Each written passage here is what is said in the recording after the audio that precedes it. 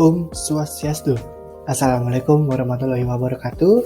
Salam sejahtera untuk kita semua. Salam, namo buddhaya, salam kebajikan dan salam harmoni. Baik, di sini saya dan rekan saya akan membahas dari pelajaran strategi pembelajaran terkait materi dari model pembelajaran secara langsung dan model sintaks. Sebelum itu, izinkan saya memperkenalkan diri. Perkenalkan, nama saya Komang Arina Ayu Saputra dan rekan saya Brenada Feriske Skikoria dari kelompok 2. Baik, tanpa berlama-lama lagi, kita langsung saja masuk ke dalam materi pembahasan. Jadi, pembahasan pada kali ini ada 7 materi yang akan kita bahas. Yang pertama adalah pengertian model pembelajaran secara langsung. Yang kedua, ciri-ciri model pembelajaran langsung. Yang ketiga, prinsip-prinsip model pembelajaran langsung. Dan yang keempat, tahapan sintaks. Yang kelima, tokoh penyumbang dasar pengembangan model pembelajaran secara langsung. Yang keenam, materi pelajaran yang cocok digunakan untuk pembelajaran langsung. Dan yang terakhir, pemaparan RPP. Baik, langsung saja. Materi yang pertama adalah model pembelajaran secara langsung. Jadi, model pembelajaran secara langsung ini salah satu pendekatan mengajar yang dirancang khusus untuk menunjang proses belajar siswa yang berkaitan dengan pengetahuan deklaratif dan pengetahuan prosedural yang terstruktur dengan baik yang dapat diajarkan dengan pola kegiatan yang bertahap selangkah demi selangkah. Ini dijelaskan oleh Arens pada tahun 1997. Dan model pembelajaran langsung itu juga adalah model pembelajaran yang menekankan pada penugasan konsep dan perubahan perilaku dengan mengutamakan pendekatan edukatif. Dalam hal ini, guru berperan sebagai penyampai informasi, dan dalam hal ini, guru seyoganya menggunakan berbagai media yang sesuai dengan pelajarannya, misalnya seperti film, tape recorder, gambar, peragaan, dan sebagainya. Nah, informasi yang disampaikan dapat berupa pengetahuan prosedural, yaitu pengetahuan tentang bagaimana melaksanakan sesuatu, atau pengetahuan deklaratif, yaitu pengetahuan tentang suatu dapat berupa fakta, konsep, dan juga prinsip. Nah, selanjutnya yaitu kita bahas terkait ciri-ciri dari pembelajaran secara langsung. Nah, ciri-ciri model pembelajaran langsung itu yang saya buat di sini adalah menurut dari Kardi dan Nur pada tahun 2003 pada bukunya di halaman 3 adalah sebagai berikut. Jadi yang pertama itu ada tujuan pembelajaran dan pengaruh model pada siswa termasuk prosedur penilaian belajar. Yang kedua itu adalah ciri-cirinya sintak atau pola keseluruhan dan alur kegiatan pembelajaran. Dan yang ketiga adalah sistem pengelolaan dan lingkungan belajar model yang diperlukan agar kegiatan pembelajaran tertentu dapat berlangsung dengan berhasil. Nah, selanjutnya ada tahapan sintak. Nah, tahapan dari sintak atau model pembelajaran secara langsung. Jadi yang saya buat di layar ini adalah menurut Bruce dan Weil, yaitu ada 5. Yang pertama adalah orientasi. Jadi sebelum menyajikan dan menjelaskan materi yang baru akan sangat menolong siswa jika guru memberikan kerangka pelajaran dan orientasi terhadap materi yang akan disampaikan. Bentuk-bentuk orientasi itu dapat berupa seperti yang pertama itu ada kegiatan pendahuluan untuk mengetahui pengetahuan yang relevan dengan pengetahuan yang telah dimiliki siswa. Lalu yang kedua itu adalah mendiskusikan atau menginformasikan tujuan pelajaran. Dan yang ketiga itu memberikan penjelasan arahan mengenai kegiatan yang akan dilakukan.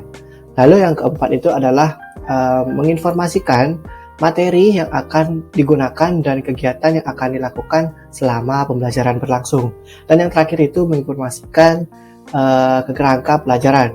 Itu adalah tahapan dari orientasi. Lalu yang kedua itu adalah presentasi. Nah, pada fase ini guru dapat menyajikan materi pelajaran baik berupa konsep-konsep maupun keterampilan. Jadi, penyajian materi itu dapat berupa seperti penyajian materi dalam langkah-langkah kecil, sehingga materi dapat dikuasai siswa dalam waktu relatif pendek. Dan yang kedua itu pemberian contoh-contoh konsep. Dan yang ketiga itu pemodelan atau peragaan keterampilan dengan cara demonstrasi atau penjelasan langkah-langkah kerja terhadap tugas. Dan yang terakhir itu menjelaskan ulang hal-hal yang sulit dipahami oleh siswa. Nah, tahapan yang ketiga itu adalah latihan terstruktur. Jadi pada fase ini, guru itu membantu siswa untuk melakukan latihan-latihan. Peran guru yang penting dalam fase ini adalah memberikan umpan balik terhadap respon siswa dan memberikan penguatan terhadap respon siswa yang benar dan mengoreksi respon siswa yang salah. Lalu yang keempat itu adalah latihan terbimbing. Tahapan yang keempat ini adalah latihan terbimbing. Jadi pada fase ini guru memberikan kesempatan kepada siswa untuk berlatih konsep atau keterampilan. Nah, latihan terbimbing ini juga digunakan oleh guru untuk mengakses atau menilai kemampuan siswa untuk melakukan tugasnya. Pada fase ini, peran guru adalah memonitor atau memberikan bimbingan yang diperlukan oleh siswa. Itu jika diperlukan juga. Nah, yang terakhir itu adalah latihan mandiri. Pada fase ini, siswa melakukan kegiatan latihan itu secara mandiri. Di fase ini dapat dilalui siswa jika telah menguasai tahapan-tahapan pengerjaan tugas dalam rentang persentase dari 85 sampai 90% itu dalam fase bimbingan latihan. Nah, itulah tadi pemaparan materi dari saya. Selanjutnya akan dilanjutkan oleh rekan saya. Terima kasih. Baik, di sini saya akan melanjutkan materi yang telah disampaikan oleh rekan saya, yaitu materi yang kelima tentang tokoh yang menyumbang dasar pengembangan model pembelajaran langsung. Di sini terdapat 3 tokoh, yaitu yang pertama ada John Dollard, yang kedua ada Neil Mir, yang ketiga ada Albert Bandura. Baik, selanjutnya yaitu materi yang ke-6, materi tentang pelajaran yang cocok digunakan untuk model pembelajaran langsung. Menurut Silber 6 2006, mata pelajaran yang cocok yaitu mata pelajaran yang berorientasi pada penampilan atau kinerja seperti menulis, membaca, matematika, musik, dan pendidikan jasmani. Namun, di samping itu, pengajaran langsung juga cocok untuk mengajarkan komponen-komponen keterampilan dari mata pelajaran sejarah dan juga sains. Materi yang ke-7 yaitu di sini saya akan memaparkan contoh RPP model pembelajaran langsung. Baik, di sini saya mengambil contoh RPP dari Madrasah Aliyah Negeri Bangkalan, Provinsi Jawa Timur dengan mata pelajaran matematika wajib dengan kelas 10 semester 1 dengan alokasi waktu 4 jam.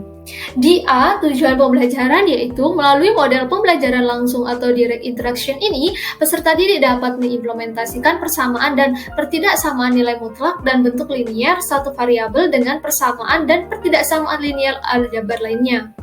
Terampil menyelesaikan masalah yang berkaitan dengan persamaan dan pertidaksamaan nilai mutlak dari bentuk linier satu variabel, menghayati dan mengamalkan ajaran agama yang dianutnya, menunjukkan perilaku jujur, disiplin, tanggung jawab, peduli, santun, responsif, dan proaktif, serta mengembangkan kemampuan berpikir tingkat tinggi melalui berpikir kritis, berkomunikasi, berkolaborasi, berkreasi, dan berliterasi dalam menyelesaikan masalah persamaan dan pertidaksamaan nilai mutlak.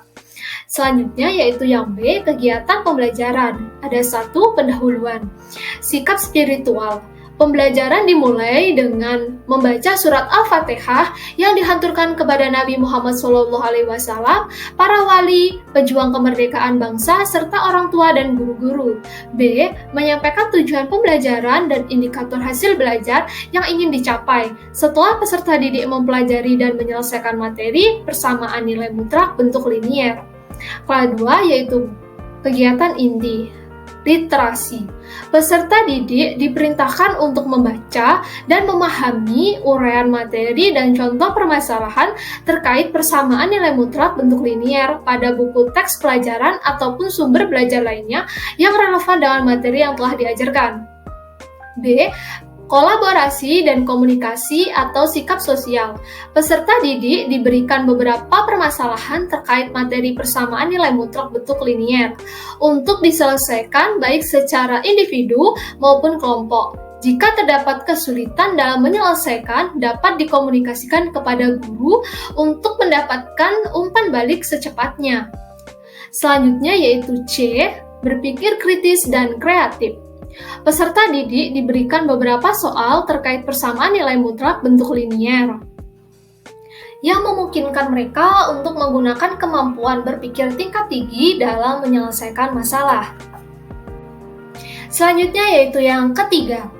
Pertama, A. Reflektif, memberikan umpan balik terhadap proses dan hasil pembelajaran serta melakukan refleksi seluruh rangkaian aktivitas pembelajaran dan hasil-hasil yang diperoleh untuk selanjutnya secara bersama menemukan manfaat langsung maupun tidak langsung dari hasil pembelajaran yang telah berlangsung.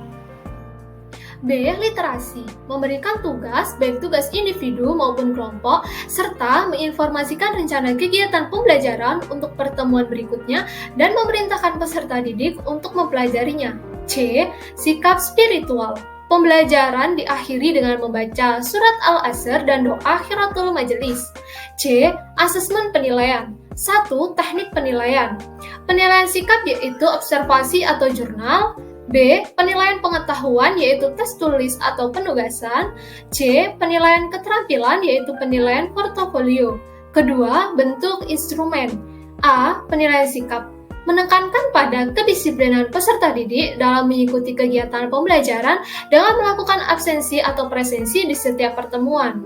B. Penilaian pengetahuan, yaitu menekankan pada kemampuan peserta didik dalam menyelesaikan soal-soal terkait persamaan nilai mutlak bentuk linier. Penilaian keterampilan, yaitu menekankan pada rekaman hasil pembelajaran dan penilaian yang memperkuat kemajuan dan kualitas pekerjaan peserta didik. Sekian materi yang bisa kelompok kami sampaikan. Mohon maaf jika ada salah kata atau perkataan yang kurang berkenan. Saya mohon maaf dan saya ucapkan Om Santi Santi Santi Om dan salam harmoni.